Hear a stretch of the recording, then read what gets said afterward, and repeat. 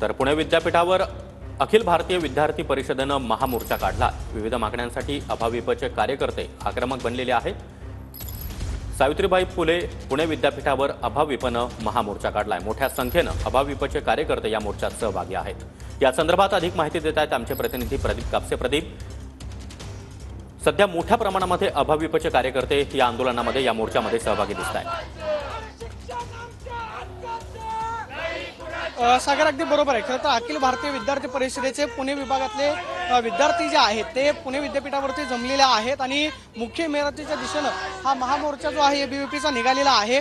जवळपास 61 मागण्यांचं निवेदन घेऊन हे सगळे एबीव्हीपीचे विद्यार्थी जे आहेत मुख्य इमारतीवरती कुलगुरूंच्या दारासमोर आंदोलन करणार आहेत। मात्र आपण पाहतोय की पुणे असेल, नाशिक, त्याचबरोबर संभाजीनगर या ठिकाणून आलेले हे सगळे हजारो विद्यार्थी जे आहेत विद्यापीठाच्या दिशेने निघालेले आहेत। मुख्य इमारतीच्या जवळ या सगळ्या विद्यार्थ्यांचं आंदोलन जे आहे ते होणार आहे। मुलींची सुरक्षा असेल, त्याचबरोबर परीक्षांमध्ये जो गोंधळ पुणे विद्यापीठामध्ये पाहायला मिळाला त्याचे निकाल जे आहे ते दुरुस्त करावे। त्याचबरोबर 100% मुलींना मोफत शिक्षण जे आहे ते महाविद्यालयांमध्ये लागू करावं।